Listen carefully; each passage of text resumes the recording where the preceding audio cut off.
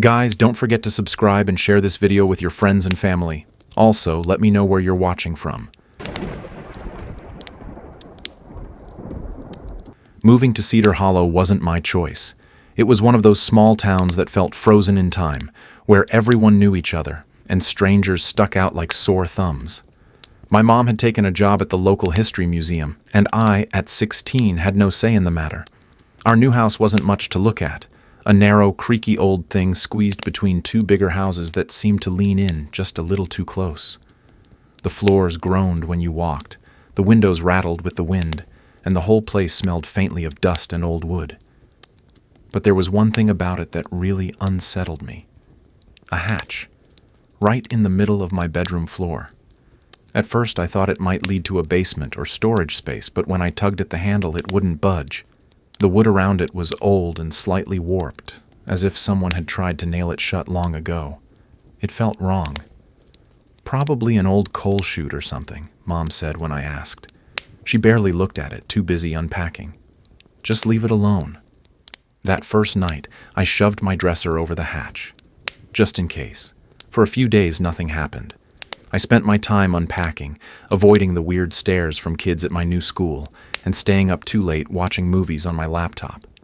Then on the fifth night, I heard something. I had just turned off my laptop, stretching under the blankets, when a voice rose from beneath me. "Who's up there?" I sat up so fast I nearly smacked my head against the wall. My heart pounded in my chest. The voice had been low, muffled, but close, too close. I held my breath, straining to hear more, but there was only silence. Maybe I had imagined it. Maybe I was just tired. Then something knocked against the hatch. A sharp, deliberate knock. I scrambled to turn on my bedside lamp, my eyes locked on the dresser. The knock came again, louder this time. My throat tightened. There was no way someone was down there. I reached for my phone, but my fingers were shaking and it slipped from my grip, hitting the floor, right next to the hatch. I stared at it. No part of me wanted to move closer, but I needed my phone. Slowly, carefully, I slid off the bed, crawling forward on my hands and knees. I stretched out a hand, fingers grazing the screen. Another knock. I snatched my phone and bolted for the door, my heart hammering. I didn't stop running until I was outside, barefoot on the front steps. The night air was cold against my skin, but I barely noticed. I should have called the police. I should have called someone. But what would I even say? "Hey, there's a weird noise coming from under my floor?" No one would believe me. After a few deep breaths, I convinced myself to go back inside. Nothing had changed. The dresser was still in place, the room was empty, and everything was exactly as I had left it. Maybe I had imagined it. Maybe I had just been half asleep. But then I saw it. A single piece of paper, poking out from under the dresser. My skin prickled as I stepped closer. Slowly, I crouched down and picked it up. There were words scrawled across it in jagged, hurried handwriting. "Let me out." I dropped the note. I didn't sleep that night. The next morning, I told my mom I wanted to move. She barely looked up from her coffee. "We just moved in, Sam. Give it a chance." I tried to tell her about the voice, the knocks, the note, but she waved me off. "It's an old house. It makes noise." I knew what I had heard. I knew what I had seen. That night, I locked my bedroom door, stuffed a chair under the doorknob, and lay in bed staring at the ceiling. At some point, I must have dozed off because I woke up to a new sound. Not a knock this time, a creak. The slow, groaning sound of wood being forced open. My stomach clenched. I turned my head, pulse racing. The dresser had been moved, the hatch was open, and something was crawling out. I didn't stop to look. I didn't stop to think. I grabbed my phone, shoved open my window, and scrambled out onto the roof. I half slid, half fell to the ground, my hands scraping against the rough pavement as I took off running. I didn't look back. I couldn't look back. I made it 3 blocks before I finally called my mom. By the time she and the police arrived, the house was still and silent. There was no sign of anyone inside. No footprints, no sign of forced entry. And when the officers checked my room, the hatch was shut, nailed down, as if it had never been opened at all. We moved a week later. Mom never questioned it. She didn't even argue. Maybe she saw something too. Maybe she just knew. I don't think about that house much anymore. But sometimes, in the middle of the night, I wake up thinking I hear something. A knock, a whisper. Who's up there?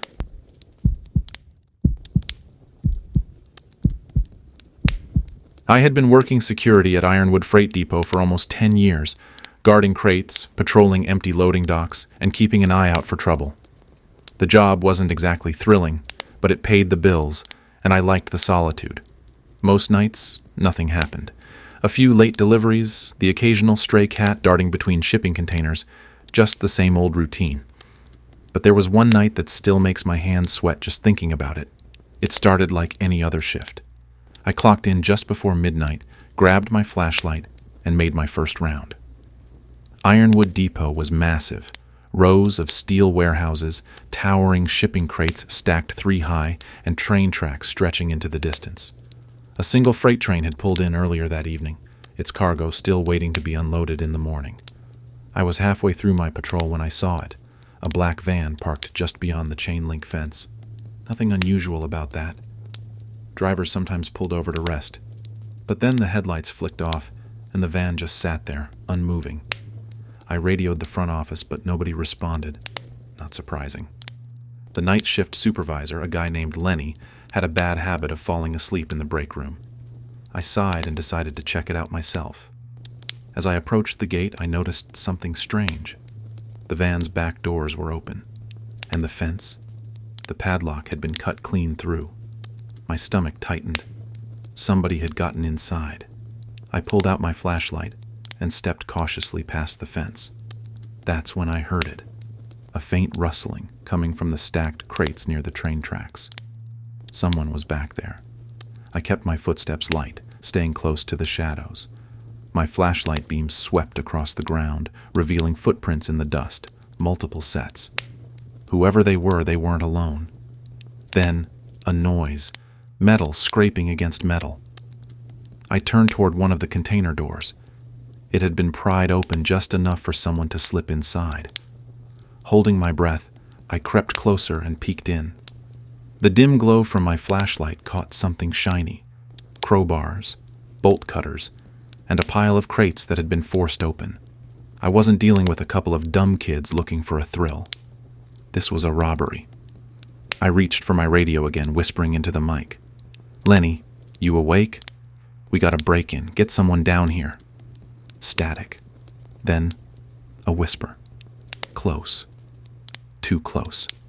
I turned just as a figure lunged from the shadows. A heavy arm locked around my neck, squeezing tight. I struggled, twisting, trying to break free, but another person grabbed my arms and yanked me backward. My flashlight hit the ground, spinning in a slow, dizzying circle. "Easy, old man," a voice hissed. "No need to be a hero." My heart pounded. 4 of them, dressed in dark clothing, faces masked. Their leader, a tall guy with a tattoo snaking up his arm, stepped forward and crouched beside me. "You weren't supposed to be here," he muttered, shaking his head like he was disappointed. "Bad timing, friend." They dragged me inside the container and slammed the door shut. The air was thick with dust and the scent of metal. I could hear them whispering outside. I tried to stay calm, forcing myself to focus. They didn't kill me outright. That meant something. Then, a voice. "Train's leaving in 10 minutes. We gotta move." My stomach dropped. That freight train, the one parked just beyond the depot, was scheduled to head out at dawn. If they loaded whatever they stole onto it, they'd be long gone before anyone even knew what happened. And me? I'd be locked inside this container, carried off to who knows where. I couldn't let that happen. I took a deep breath and kicked the container wall, hard.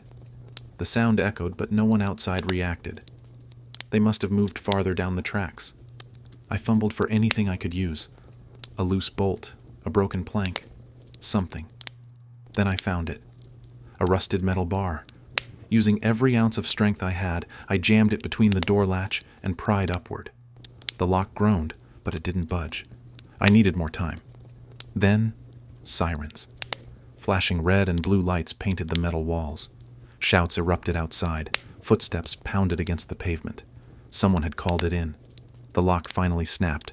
I shoved the door open and stumbled out, just in time to see two of the thieves bolting toward the fence. One of them made it over before officers tackled the other to the ground. The leader, the tattooed guy, was already in handcuffs, pinned against a squad car. He turned his head and caught my eye. For a second, I saw something flicker in his expression. Frustration, recognition, maybe even respect. Then, an officer pushed him inside the car, and just like that, it was over. Later, I learned the thieves had been targeting freight depots for weeks, using inside information to hit locations with valuable cargo. They had planned to load stolen electronics onto that train and vanish before anyone noticed. If I hadn't been there, they would have gotten away with everything. But the part that stuck with me? If they'd had 10 more minutes, I wouldn't be telling this story. After that night, I started questioning everything. 10 years on the job, and nothing had ever come close to what happened at Ironwood. Maybe it was luck, maybe instinct, or maybe it was just a matter of time before my luck ran out. 2 weeks later, I handed in my resignation. Some risks just aren't worth taking twice.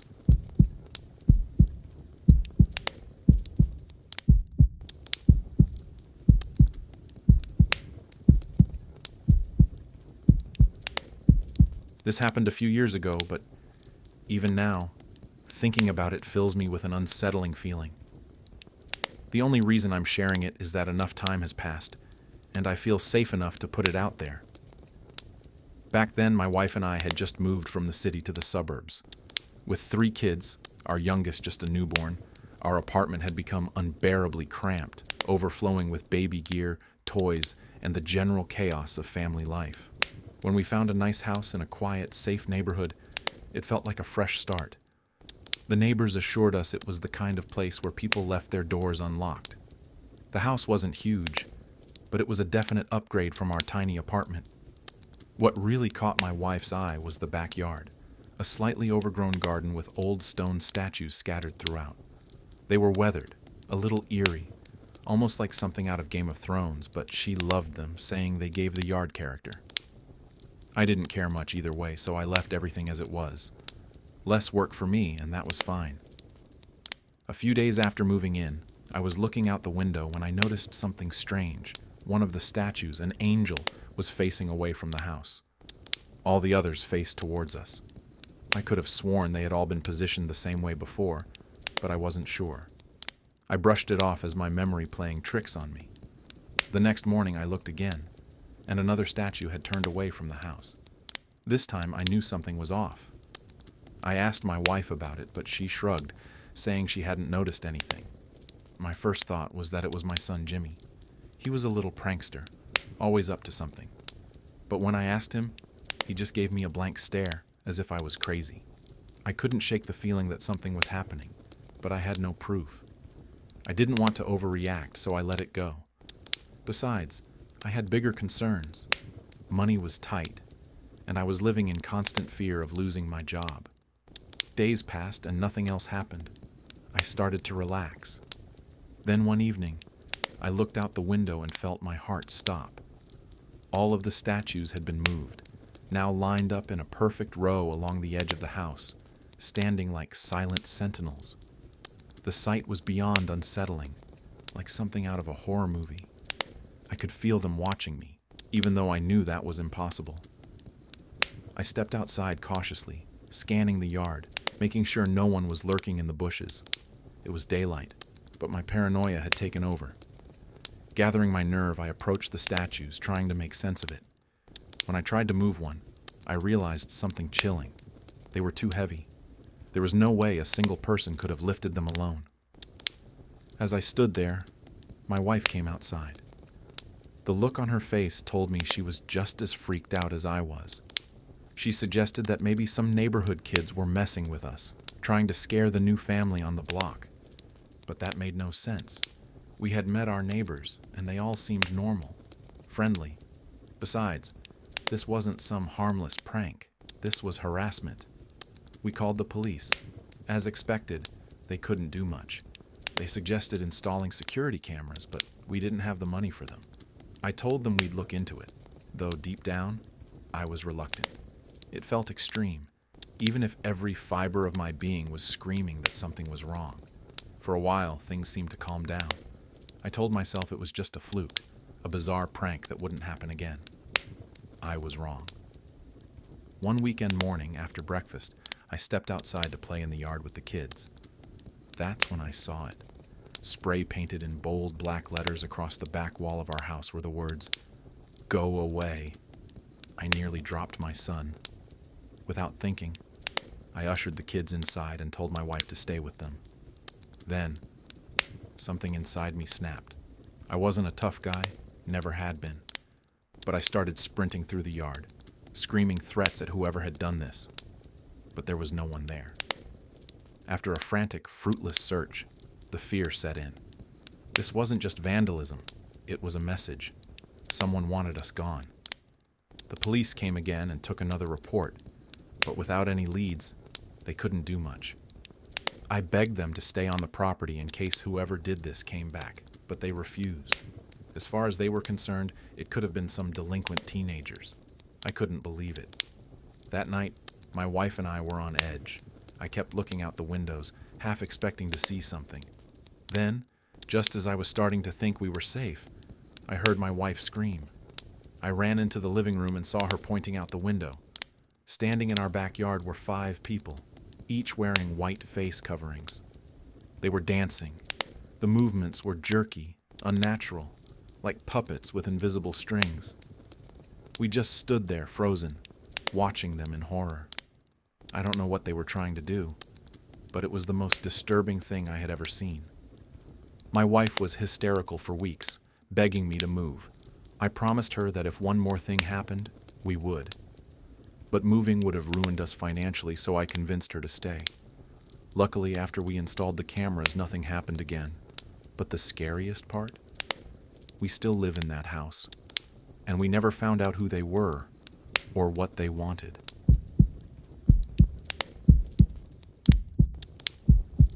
I never considered myself the type to get spooked easily. I fix things for a living, wires, circuits, anything that needs a steady hand and a bit of logic. I don't do ghosts, mysteries, or things that go bump in the night. But I can tell you now, some things don't care if you believe in them or not. 3 months ago, my wife, Emma, and I moved into this house, a big, quiet place in the middle of nowhere. She wanted space from her family, and I just wanted somewhere peaceful. It seemed like the perfect compromise. No noisy neighbors, no traffic, just us and our dog, Murphy. At first, everything felt normal. I spent my days fixing up little things around the house. Emma set up her new garden, and Murphy got used to having acres of land to explore. But then I started noticing something strange. The power kept flickering upstairs. Not the whole house, just a few specific lights. They'd trip the breaker, but only certain circuits, which didn't make sense. Being an electrician, I figured it was a minor issue. So one afternoon I grabbed my tools and headed down to the basement to check the wiring. I hadn't spent much time down there. It was cluttered with old furniture and boxes the previous owners had left behind, like they hadn't bothered to clean up before selling. The air was thick, musty, but nothing too unusual. After a few minutes, I found the main breaker, adjusted the load, and was about to head back up when I noticed something odd. A door. Not a regular door. This thing was solid steel, taller and thicker than anything that belonged in a house like this. It looked like something you'd see in a bank vault or a high-security bunker. Curiosity kicked in. I tried the handle. Locked. No luck. That's when I made my first mistake. I mentioned it to Emma. She got just as curious as I did, which meant there was no way we were letting it go. We dug through the old keys left behind by the previous owners, but none of them worked. Emma, being the more persistent of the two of us, somehow tracked down the previous owners. The phone call started off normal enough, until I asked about the door. There was a long pause. Finally, the woman, her voice tight and uneasy, told us it was just a storm shelter. "Nothing important," she said. and it's locked for a reason. That reason? We lost the key. Best to just leave it alone. I didn't buy it. They had left keys for every other random door in the house, but this one, this heavy industrial door, they just happened to misplace? No way. And the way she said it didn't feel like she was telling the whole truth. Emma laughed it off, but I couldn't shake the feeling. Over the next few weeks, I found myself going back to that basement, staring at the door like it would somehow explain itself. I tried everything to get it open. Nothing worked. Then, 2 days ago, I caved and called a locksmith. The guy took one look at it and raised an eyebrow. "This isn't a normal panic room," he muttered. After nearly an hour, he finally cracked it open. And I wish to God he hadn't. Inside, the room was wrong. The walls were lined with old black and white photographs, but they were covered in strange symbols, drawn, carved, burned into the paper. In the center of the room sat a chair, facing the wall, like someone had been sitting there for hours, days, maybe years. And in the corner, a cot, crumpled blankets, old food wrappers, empty water bottles. Someone had been living here, recently. My stomach twisted. The air was stale, carrying a scent of something long abandoned but not forgotten. As I stood there, trying to make sense of it all, my eyes landed on something else. Another door, smaller, hidden. I opened it and saw stairs leading up. My pulse pounded as I climbed, pushing against the cellar door at the top. It swung open, and I was standing outside. The realization hit me like a brick to the chest. I had never checked the cellar door when we moved in. I assumed it led to the basement, but it didn't. It led to this room. Someone could have been coming and going, living under our feet, and we never knew. Panic set in. I locked every door, every window. I barricaded the cellar door with furniture. Emma called the police, and they took our report, but they had no answers. The previous owners weren't picking up anymore. That night, just as we started to calm down, it happened. A loud, deliberate bang on the front door. Murphy lost it, barking like crazy. Emma and I froze. Then, small taps against the bedroom window, like pebbles being thrown. I grabbed the bat from under the bed and stormed to the window, yanking the curtains aside. Nothing. Just darkness. Then, glass shattering downstairs. I sprinted to the kitchen in time to see 2 figures bolting into the night. The window was completely broken. We called the police again. They searched the property, the basement. Nothing. No sign of forced entry into the locked room. But someone, whoever had been living there, had come back. The police are investigating. They think the previous owners knew more than they let on. But until they track them down, we're left with nothing but questions. And the terrifying knowledge that someone, for who knows how long, had been hiding beneath us, watching, waiting, and they're not happy they lost their home. I was 27 when I bought my first place. A small, 1-bedroom apartment on the 4th floor of an old brick building downtown. It wasn't much, but it was mine. After growing up in a household packed with 4 siblings, 2 cousins, and a rotating cast of relatives crashing on the couch, the sudden quiet of living alone felt unnatural. At first, I found myself leaving the TV on just to fill the space with some noise. One of my favorite things about the apartment was the fire escape. It wasn't officially a balcony, but I treated it like one. Just wide enough for me to sit on with my legs dangling over the edge, a cigarette in one hand and a beer in the other. From there, I could see straight into the alley behind the building, where the backs of other apartment complexes formed a narrow, shadowy corridor of brick and rusted fire escapes. Most of my neighbors were friendly enough. I met them in the hallways, on the stairwell, or outside by the dumpsters where we all tossed our trash. Everyone, except for the man who lived directly across from me. His apartment was on the same level as mine, and from my fire escape, I had a clear view into his window. The thing was, I never saw him. Not once. No one did. The place looked lived in, but barely. The blinds were always shut, and the only sign of life was the occasional flicker of a light late at night. At first, I assumed he worked odd hours or maybe was just a recluse. But the longer I lived there, the stranger it seemed. One evening, after a long shift at work, I finally decided to introduce myself. It felt weird not knowing my closest neighbor. I walked over and knocked. No answer. I knocked again, louder this time. Just as I turned to leave, I caught movement from the peephole, a shadow shifting. Someone was definitely inside. Then, without warning, the door flew open. I jumped back. Standing there, framed in the dim, yellow hallway light, was a woman, probably in her late 60s. Her face was gaunt, stretched tight over sharp cheekbones, and her wide, unblinking eyes locked onto mine. Hi, I said, forcing a smile. I live across the way. Just wanted to say hello. Her lips pressed into a thin line. Then, after an agonizing few seconds, she spoke.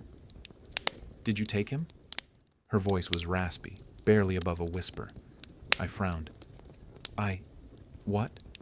Did you take him? She repeated, tilting her head slightly. Her gaze didn't waver. I had no idea what to say. My skin prickled with unease. I think you might have me confused with someone else. She gave the smallest nod, then slowly, silently, closed the door in my face. I stood there for a moment, staring at the peeling paint on the door, then walked back to my place, shaking my head. Maybe she had dementia. Or maybe she was just lonely and a little eccentric. Either way, I told myself it wasn't my problem. But that night, when I stepped out onto my fire escape for my usual cigarette, I saw her. She was standing in her window, facing me directly, just standing there, watching. No movement, no expression. I froze. My fingers tightened around the railing. My first instinct was to look away, pretend I didn't see her. But curiosity won out. I raised a hand and waved. She didn't respond. A chill ran down my spine. I turned back inside and locked my windows. Over the next few nights, the staring continued. Sometimes she'd be in the window. Other times, I'd catch glimpses of her in the hallway, peering from around corners before disappearing into the shadows. I told myself it wasn't a big deal, just an old lady with some strange habits. Then one morning, I found something on my fire escape. A single, worn-out leather shoe. I knew without a doubt that it wasn't mine. I picked it up hesitantly, turning it over in my hands. Was this hers? Had she climbed onto my fire escape? The thought made my stomach twist. That night, I double-checked my locks before going to bed. I lay awake, staring at the ceiling, trying to convince myself I was overreacting. She was just a harmless old woman. That's what I kept telling myself. Until the doorbell rang. It was past midnight. The sound echoed through the apartment, insistent. Ring after ring, non-stop. My breath hitched. I knew who it was before I even looked through the peephole. Sure enough, there she was, standing in the hallway, shoulders rigid, staring at the door like she could see straight through it. I didn't open it. I backed away, heart pounding, gripping my phone in case I needed to call someone. The ringing stopped, and for a second, I thought she had left. Then, bang! The door shook as she slammed into it. Again and again, my pulse roared in my ears. I fumbled with my phone, trying to dial 911, when suddenly, everything went silent. I waited, breathless. Then, slowly, I stepped forward and looked through the peephole. She was gone. The hallway was empty. A shaky exhale left my lips. Maybe she'd finally given up. Maybe a sound. A slow, deliberate scratching just beneath the peephole, right on the wood of the door. I stumbled back, my mind screaming at me to run, to get out. But I stood frozen, listening. And then, barely audible through the thick wood of the door, I heard her whisper, "You took him." That was it. I called the cops. They found her standing at the end of the hallway, muttering to herself, her nails bloodied from scratching at my door. They took her away that night, said she was being sent to a facility for psychiatric evaluation. I moved out not long after. To this day, I still don't know what she meant. I don't know who she thought I had taken, and I don't want to know. But sometimes, late at night, in the silence of my new apartment, I think about her, and I wonder, is she still watching?